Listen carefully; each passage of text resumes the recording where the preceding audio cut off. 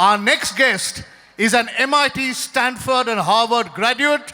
He's the managing director of Godrej Industries and the chairman of the Godrej Group of Companies. He's also served as a director for various companies, including Tata Sons, and is the president of Alliance Française de Bombay.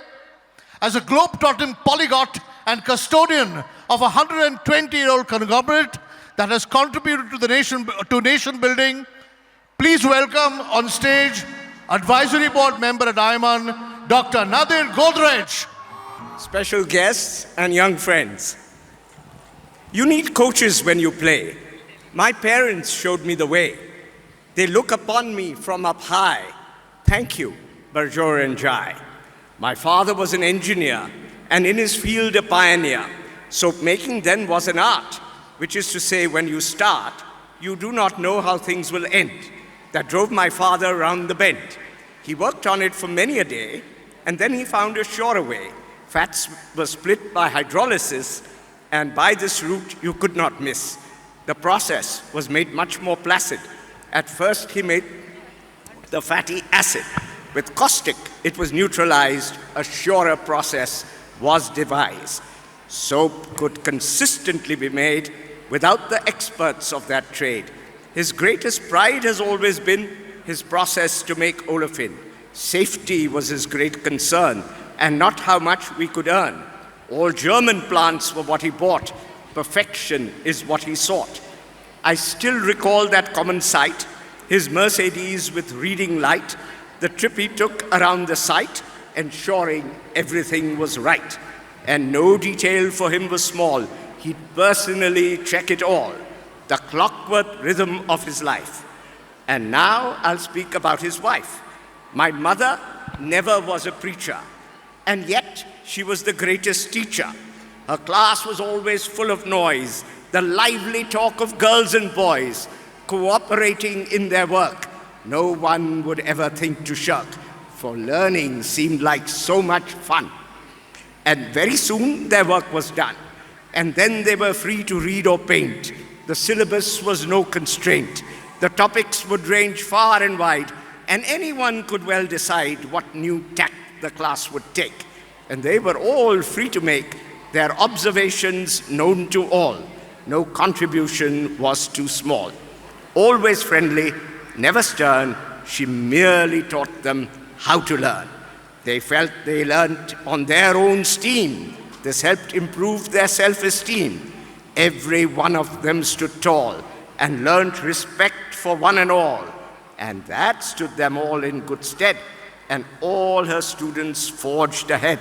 Now from her life we can learn good leaders never should be stern. No one can work on his own steam, for leaders have to lead a team. In their thoughts, it's always we, for that's the only way they see. And those whose only thought is I will find themselves left high and dry.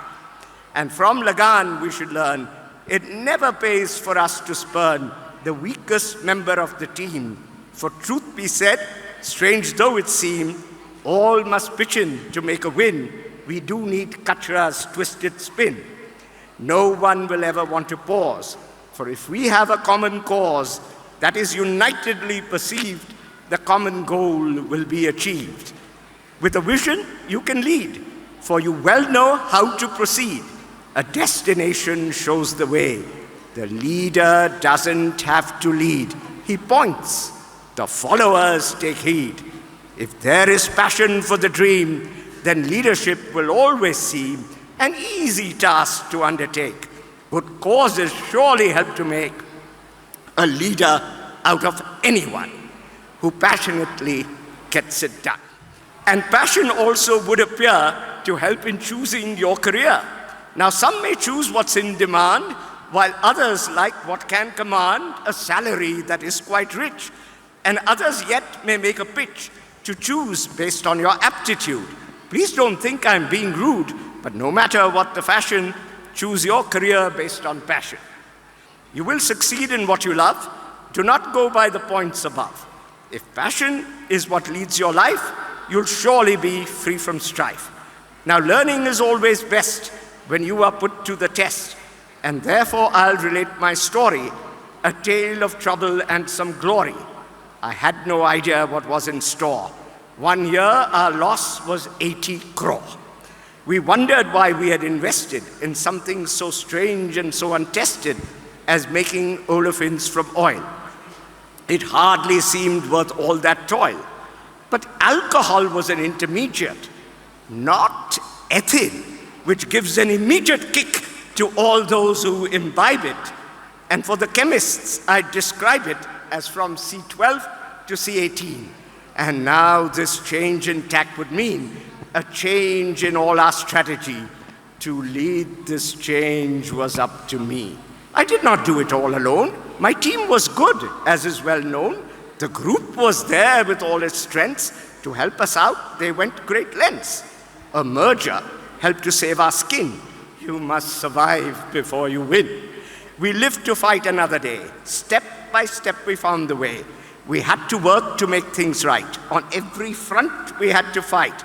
Now we had suffered for our sins. But since we stopped the olefins, we had 2 columns that were idle. Not using them was suicidal. Configuring them for fractionation, we used them for the preparation of much desired single cuts. And when we settle into ruts, such innovation gets us out. And I have not the slightest doubt our engineers helped save the day, the continuous improvement way. With the help of all of them, we started off with TQM. We learned a lot of useful stuff, but all of that was not enough. We learned to stretch capacity with bellicose rapacity. We focused on the bottlenecks with grips that could well throttle necks. And month by month the throughput rose with just an occasional dose of investment in a plant that's new. We kept the numbers to just a few. We built new plants for fractionation, restarted with our sulfonation. By then we made no olefin, and so we chose to bring it in. Of course, made petrochemically by Chevron, Shell, or BP. The base we told for HUL, the rest to others we could sell. Now HUL served as the bread, the rest was a nutritious bread. Our hydrogen was good and cheap. That benefit we could then reap by using all that we could spare to make some stearic acid there. With Dr. Pandit's help we tried and made a plant that is our pride. At a low cost we then supplied good alcohol sans aldehyde. Others know how fees were high. We did not pay a single pie. The cost of Indian plants is low, and this enables us to grow. In order to increase our trade, we quite specifically made C16-18 cuts from cheaper palm. But this had some attendant harm. For every time the feed was changed, the product streams were exchanged, we had more fractionation cost, and more material was lost. Engineers were then the ones who cut the cost with longer runs. From time to time, our plants were down, and this would cause us all to frown. Now, TPM was a solution. For us, it was a revolution. The plants were up more and more. The costs were going to the floor. Everywhere the throughput rose, and we had a healthy dose of cutting costs everywhere. With energy, we took great care. Whatever saving was suggested, we evaluated and invested. From everyone we always sought good learnings, but the one who taught us best was Kokyo's Mr. Kawai, who was always pushing us to try to make our product somewhat better. So nothing will help better than a good customer from Japan to keep you always on your toes and teach you everything he knows. And if you have enough endurance, you will have the assurance your quality is of the best for having passed the greatest test. With our experience in soaps, we had already learned the ropes of processing most distillates available at attractive rates. Competitors use process oil. Our R&D with skill and toil, although the task was rather tough, found ways to use the cheaper stuff. All of this was very fine and added to the bottom line. The catalyst was optimized, the throughput was maximized, and per ton costs were minimized. The profits were then supersized. Production wasn't the only story. Now marketing brought us some glory. Flaked longer chains were our forte. We found new markets for a sortie. In China, we could sell a lot. We liked the margins that we got. in Argentina and Brazil. Our coffers we could slowly fill. We partnered well with Galaxy. We gave them JIT delivery. We listened first and then we played. Each time we made a different grade. Our annual customer survey enables us to well purvey to customers' recorded needs. We know that listening succeeds, but the needs that no one states, our marketing anticipates.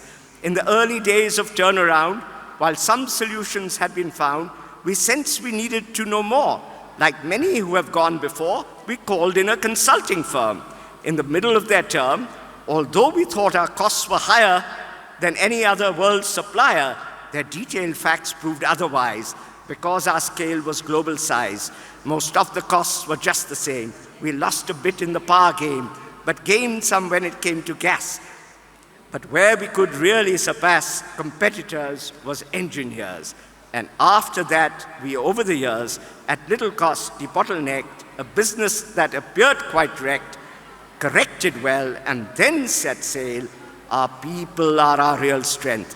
We know they'll go to any length, and any problem can be solved if all our people are involved. And TQM and TPM are perfect for involving them. We measured all by EVA and then rewarded with bonus pay. Now every time shareholders earn, employees also have their turn. The system is just so designed that interests of both are aligned. From the people, ideas flow, and profits never cease to grow. And we continue still to cruise along. Our engineers have made us strong. We now sell to 6 continents, though as of now there aren't any indents from the 7th. Penguins, it seems, have no need, even in their dreams, for our alcohol. 6 will suffice, though 7 would be rather nice. I think by now we can exude much confidence, and to conclude, I think that we can safely state that India now will surely rate as a good base to produce all chemicals, and that's good news. In India, you can surely earn, but these lessons one should learn. Your markets should be everywhere. You must ensure that you take care, that all your plants are global scale. Niche markets can help you prevail. Good service is a perfect treat. It always helps you to compete. Since others have done it before, push on, for you can be quite sure that you'll succeed. Have no fears. Employ the best of engineers, for they will help you optimize, and then you'll surely win the prize. Always spend on R&D, not just independently. Partnerships are very good with research labs, universities, and even other companies. New products are the way to grow, and many other benefits flow. This crisis happened years ago, but the learnings still help us to grow. Thank you.